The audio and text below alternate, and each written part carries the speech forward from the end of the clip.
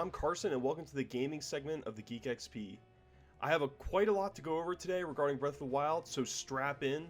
But before we get in there, I would just like to warn everyone that there will be spoilers for Breath of the Wild here. So if you don't want anything spoiled about the game, dungeons, small details, please click out of this video. There will be spoilers, so you've been warned.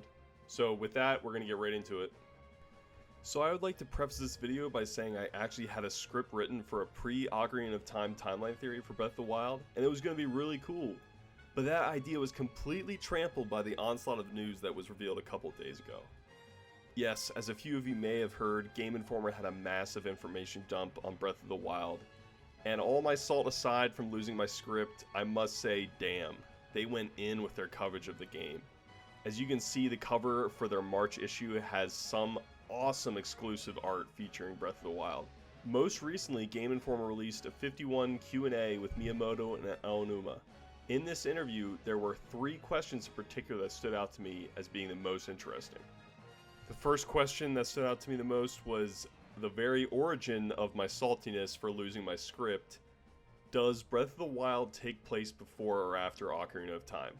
And this was just asked out of nowhere, and all of a sudden I was kind of taken aback, and the very simple answer was after Ocarina of Time. So anything before Ocarina of Time, we can just smudge that out of having any possibility of being where Breath of the Wild is. So we can just only look at the 3 timeline splits right now. So that's been cleared up.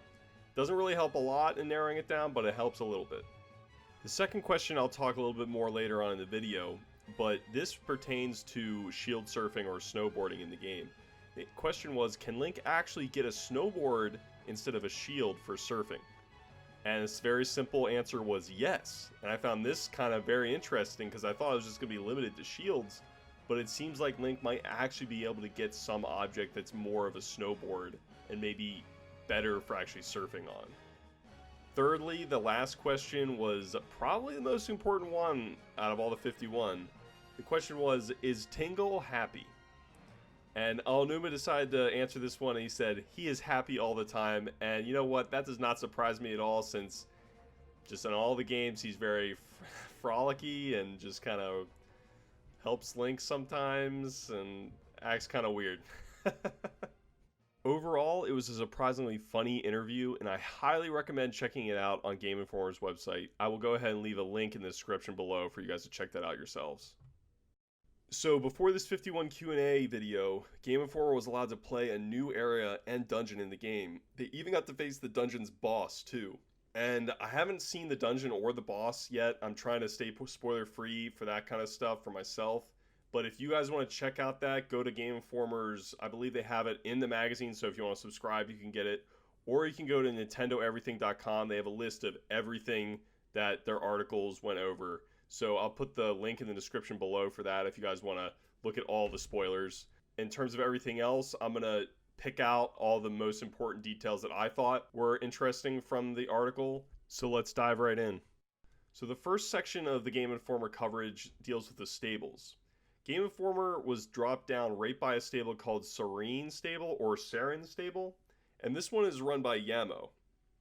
Link can rest in a bed and restore health at these stables. Stables also let you store horses, meet with merchants, and NPCs. We saw that Beetle from one of the previous screenshots was around a stable, and I'm sure he's a merchant. He'll sell you things or you can buy things from him. Maybe you can sell things to him to make money as well. Stables are located throughout the entire world, so if you need a rest or something, you always got to look out for that huge horse carved statue at the top or wooden carved statue at the top. You can spend rupees on more expensive beds at these stables, and then in the morning you'll have extra hearts, so they're yellow temporary hearts. And if they're hit in combat, they go away forever. Red hearts are permanent, yellow hearts are temporary. So yeah, that's all the stable info that came out of there. The next section I'd like to talk about is regarding the horses, which, like I said before, can be stored at stables and registered there. So horses are very important in this game because they allow you to get around much quicker than running around or walking around. And what's important about the horses is their affection/loyalty is very important. If you don't have a loyal horse, he might buck and throw you off and you'll take damage. He might not do what you want. He or she might not do what you want. So this is very important when choosing a horse. You can feed and take care of the horse to raise their stats so they can have more spur icons so they can dash more often and sprint.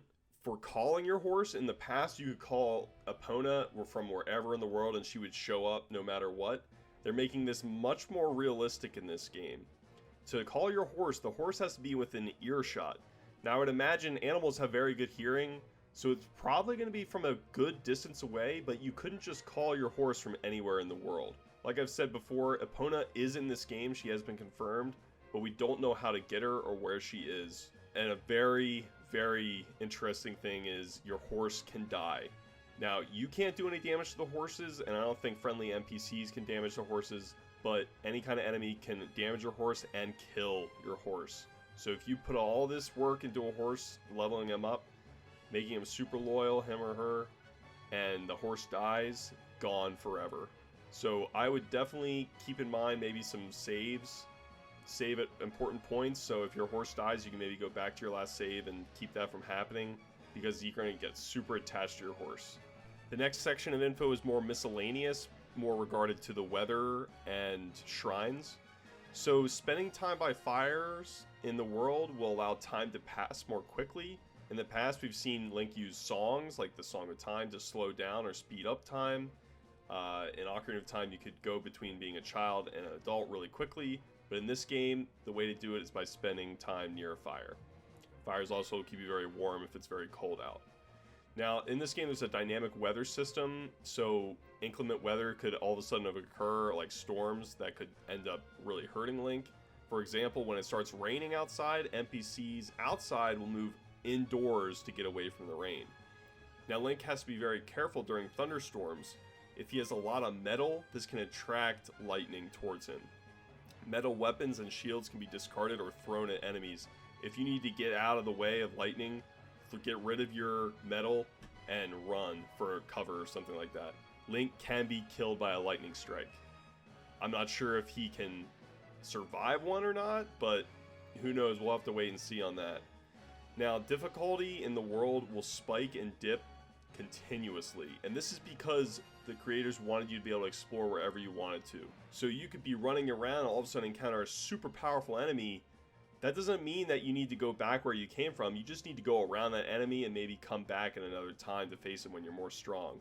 So this is a very dynamic world, and you're going to face very tough foes that you're not going to be able to defeat right off the bat. So it's very interesting.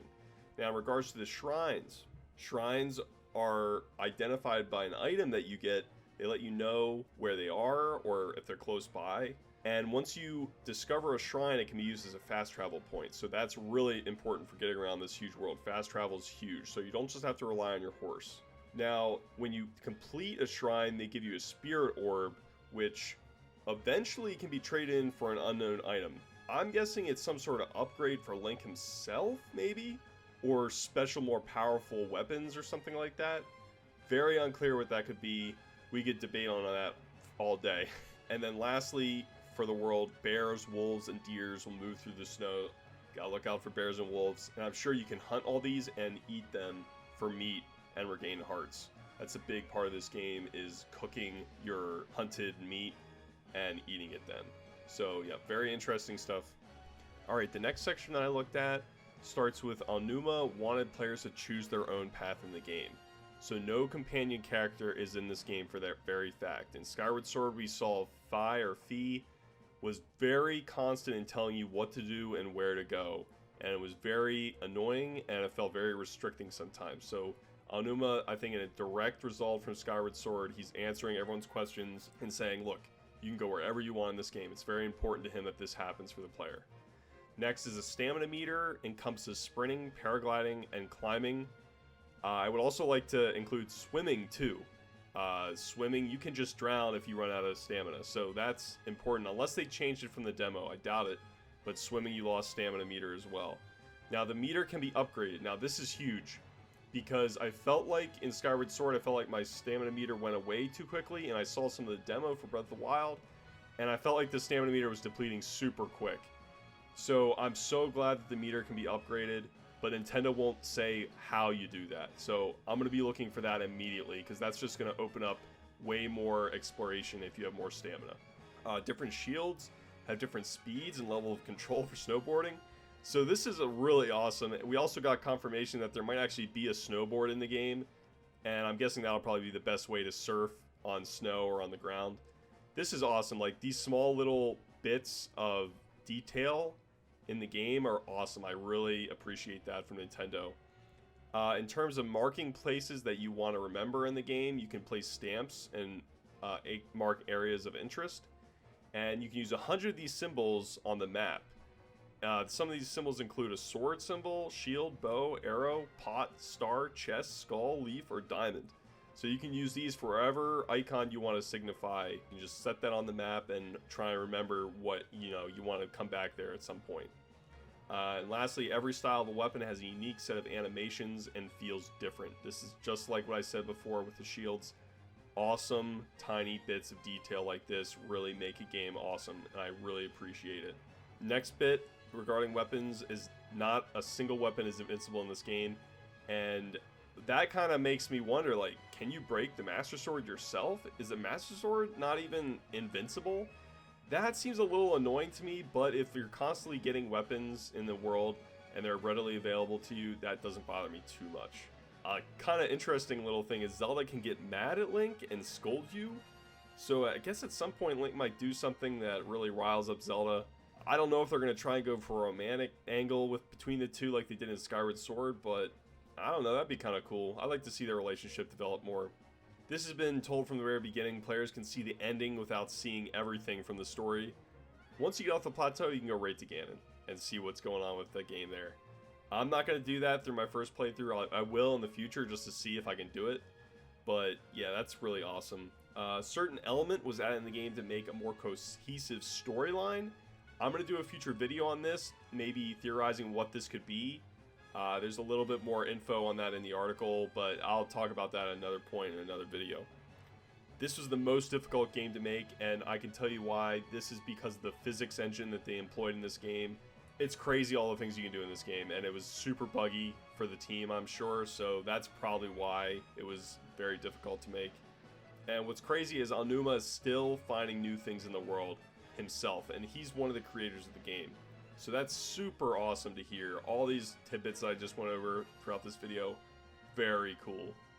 As I mentioned before, there is a lot more to go over, and you can go see that for yourself from Nintendo Everything. They break it all down, and that's in the description below.